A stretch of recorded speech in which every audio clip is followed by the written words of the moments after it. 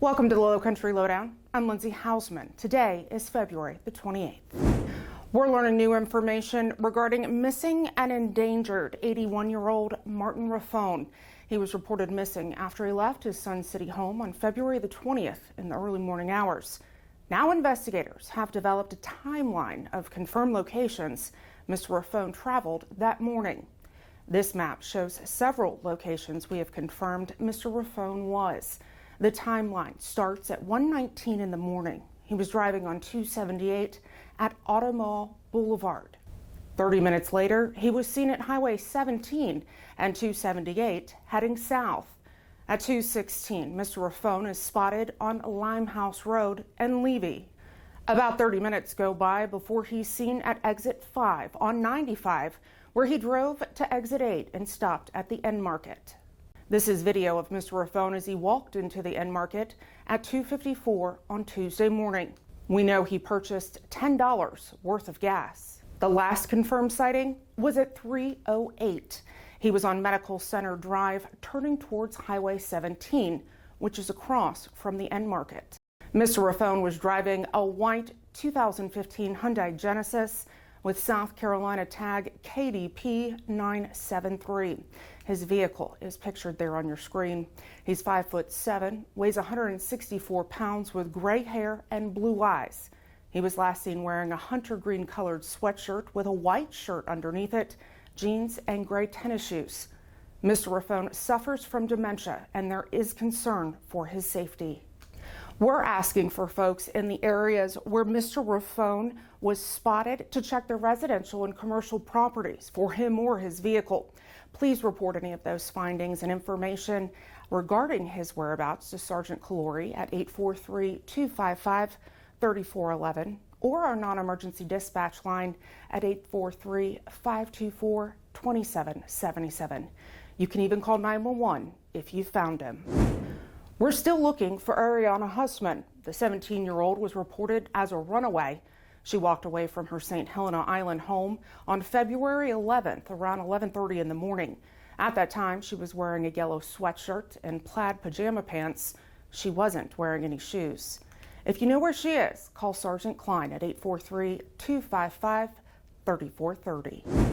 On Thursday, a disturbing find off Parker Drive in Burton.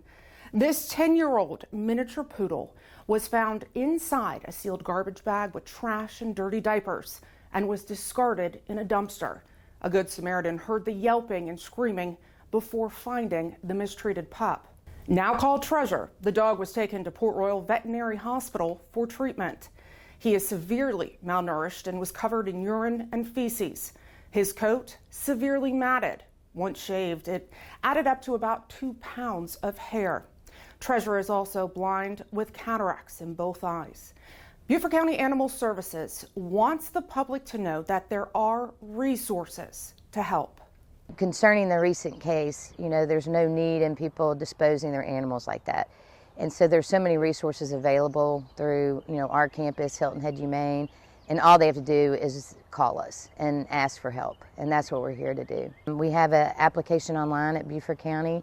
And, it's hardship, and we understand that, there's levels of hardship because, again, a lot of people have to choose to feed their children versus their pet.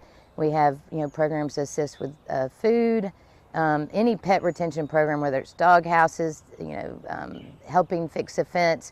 We try to fix the problem, instead of taking the animal. Our agency is trying to find the person responsible for Treasure's condition and abandonment. Anyone with information is asked to call Sergeant Swalm at 843-255-3215, or you can call Crime Stoppers of the Lowcountry at 843-554-1111 if wishing to remain anonymous. A traffic stop leads to 2 arrests and the seizure of drugs, cash, and a weapon.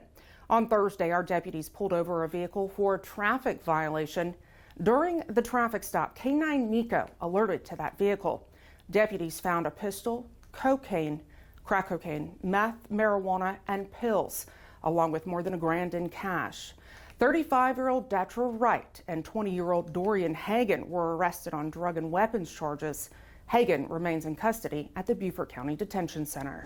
We're excited to share that K9 Niko and K9 Pridwen are now outfitted with bullet and stab protective vests, thanks to the nonprofit Vested Interest in K9s. Vested Interest in K9s was established in 2009. Its mission, to provide protective vests and other assistance to dogs in law enforcement. These vests are custom fitted. So far, more than 5,400 vests have been donated to K9s across the U.S. Both vests were sponsored by the National Police Association. We are truly grateful to receive these protective vests to ensure the safety of our four-legged deputies. Check out Lance Corporal Johnson. She's the school resource officer at Whale Branch Early College High School. Last week, during the school's Warrior Impact Summit experience, Lance Corporal Johnson gave a presentation on the dangers of distracted driving.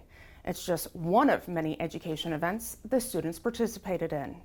Also last week, the Boys and Girls Club of Hilton Head Island hosted Master Sergeant Danny Allen for a special chat about a career in law enforcement. The teens learned about the different opportunities here at the Sheriff's Office, as well as what to expect from the application process. If you have something that you'd like to know more about or see covered here on Lowcountry Lowdown, feel free to send me an email. That's lindsay.hausman@bcgov.net. You hear it every week. If you haven't already, I encourage you to follow us on all of our digital and social media platforms. It's a great way to stay up to date and engaged with us. Thanks for watching this week's episode. We'll see you next week. Stay safe.